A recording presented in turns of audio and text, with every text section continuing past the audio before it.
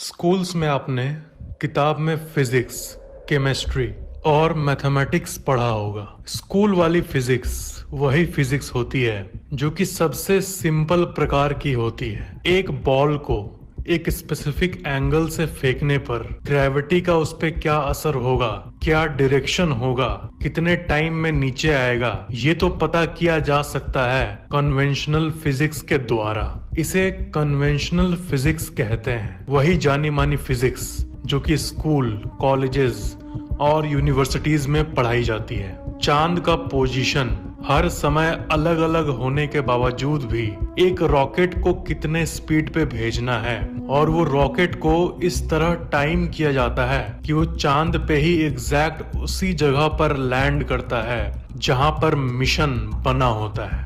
बहुत कुछ को, इनफैक्ट वेदर को भी प्रिडिक्ट किया जा सकता है कन्वेंशनल फिजिक्स के द्वारा। लेकिन दिक्कत तब आती है जब हम थोड़े देर शांत बैठकर ये सोचते हैं कि जूम्ड लेवल पर, एकदम एटम के लेवल पे मैटर किस तरह बिहेव करता है।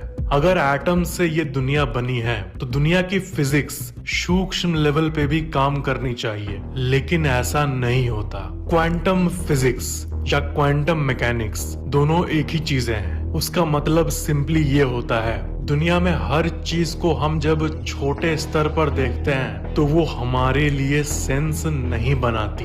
इस दुनिया में हर चीज अगर बेसिकली देखें तो एटम से बनी होती है। परमाणु, आप, मैं, आपका घर, आपका स्कूल बस, आपका टेबल, आपका मोबाइल, सब कुछ एसेंशियली एटम्स ही है जो कि एक स्पेसिफिक वाइब्रेशन पे डांस कर रहा है। वो एटम टेबल के फॉर्म में आपको दिख रहा है। जिन 3 पार्टिकल से एटम बना होता है, इलेक्ट्रॉन, प्रोटॉन और न्यूट्रॉन, ये तो सॉलिड होते हैं, फिजिकल होते हैं। बट दिक्कत ये है, जो मैंने अभी लाइन कहा, फिजिकल होते हैं, यही असल में नहीं होता है। साइंटिस्ट्स जब एक्चुअल में स्टडी करते हैं इन पार्टिकल्स की, तब उन्हें ये वेव की तरह दिखता है। मैटर को बेसिक लेवल पे देखने पे हर चीज लिक्विड की तरह दिखता है। इसे ही वेव फंक्शन कहते हैं और इसी को पार्टिकल वेव डुअलिटी भी कहते हैं। मतलब आपका टेबल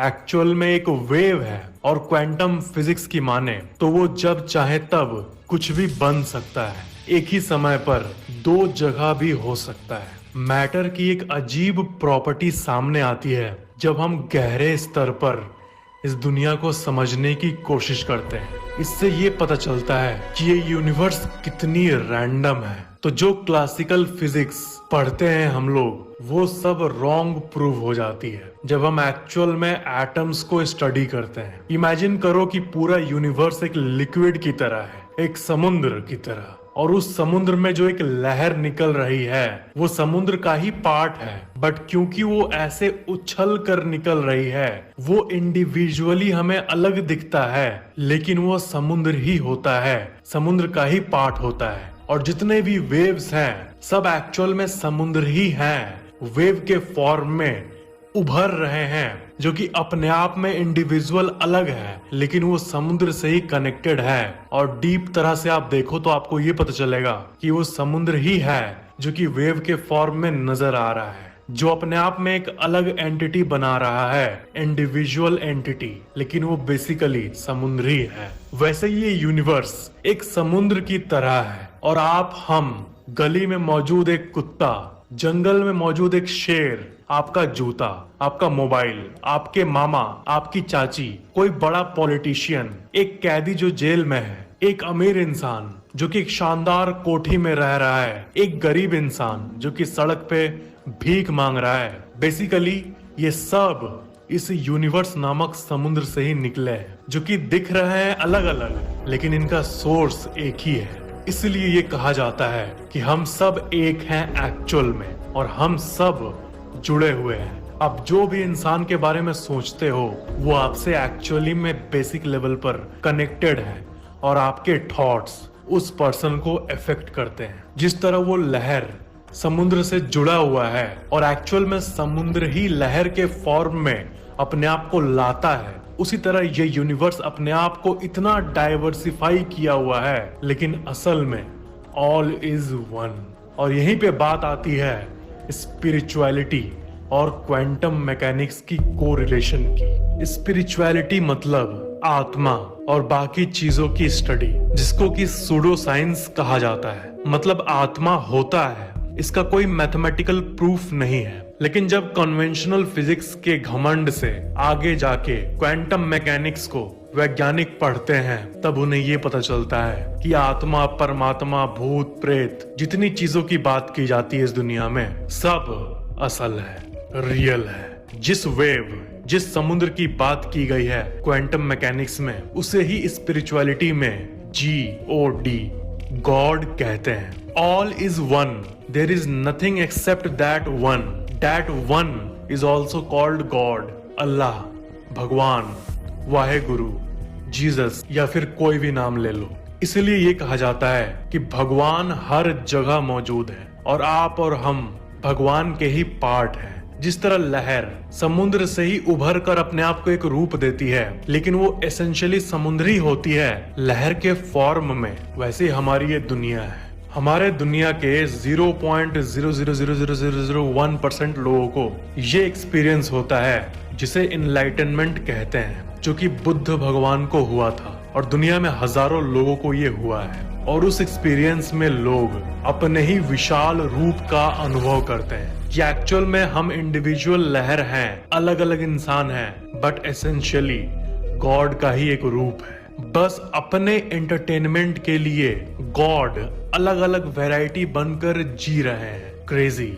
क्वांटम मैकेनिक्स में एक डबल स्लिट एक्सपेरिमेंट नामक एक एक्सपेरिमेंट है, जिसमें यह पता चलता है वैज्ञानिकों को कि इलेक्ट्रॉन वेव भी है और पार्टिकल भी है। सिंप्लीफाई करके बोलूं तो चेयर भी है, और जैसे कि मैंने कहा, वो चेयर के साथ साथ हर कुछ है, वो जो चाहे वो बन सकता है। और सबसे मेन बात ये पता चलती है इस एक्सपेरिमेंट से कि वो इलेक्ट्रॉन तभी बनता है जब उसका कोई ऑब्जर्वर होता है, जब हम उसे देख रहे होते हैं। तो इससे ये थ्योरी निकलती है कि जब आप किसी चीज को देख रहे होते हो तभी वो होती है। और संस्कृत का एक श्लोक है, यथा दृष्टि तथा सृष्टि, मतलब जिस तरह आप इस दुनिया को देखोगे वो वैसे ही बन जाएगी। एंड एक्चुअल में साइंटिफिकली ये बात क्वांटम मैकेनिक्स में पता चली है। जब आप देखते हो किसी चीज को, तब वो सॉलिड रूप में रहती है। इससे हमारी माइंड की शक्तियों के बारे में पता चलता है कि हमारी थॉट्स की ताकत कितनी है। डबल स्लिट एक्सपेरिमेंट साफ साफ ये बताती है कि इस दुनिया में एक्चुअल में कुछ भी एग्जिस्ट नहीं करता, बल्कि जब आप इसको ऑब्जर्व करते हो तब आपके थॉट्स के हिसाब से ये दुनिया अपने आप को मोल्ड कर लेती है। Quantum eraser.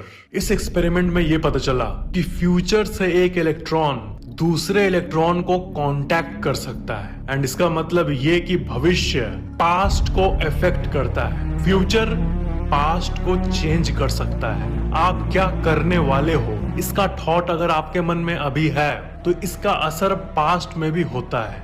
Back in time जाके इलेक्ट्रॉन वेव या पार्टिकल फंक्शन के रूप में एक्ट करते हैं। एक क्लासिक एग्जांपल दूं तो कभी आपको ऐसा फील हुआ है कि फ्यूचर से आपको कोई मैसेज फील हो रहा है, जैसे कि माइंड में फील हो रहा है कि आज से 10 साल बाद शायद मैं ब्रोक हो जाऊंगा, तो इसलिए मुझे अभी मेहनत करनी चाहिए, नॉलेज गेन करनी चाहिए, नहीं तो भविष्य बहुत डार्क है। फ्यूचर की चिंता सताना और बाकी चीजों का रिलेशन इसी थ्योरी के साथ है। इसका मतलब आपके फ्यूचर सेल्फ की सोच आपके पास्ट यानी अभी को कम्युनिकेट कर सकती है। Quantum entanglement and superposition. Quantum entanglement experiment ये शो करता है कि दो ऑब्जेक्ट्स जो कि एक्चुअल में कभी कनेक्ट हुए थे, कभी ना कभी मिले थे, वो जिंदगी भर के लिए समहाउ कनेक्टेड रहते हैं even after they are separated. यानी अलग होने के बावजूद भी, मतलब अलग रहने के बावजूद भी, वो दोनों जिंदगी भर के लिए कनेक्टेड हो जाते हैं और एक का थॉट दूसरे के थॉट को इफेक्ट करता है। Quantum superposition. कृष्ण भगवान की कहानी में आपने इस कहानी को जरूर सुना होगा कि कृष्ण एक समय पे ही दो जगह साइमल्टेनियसली रहते थे।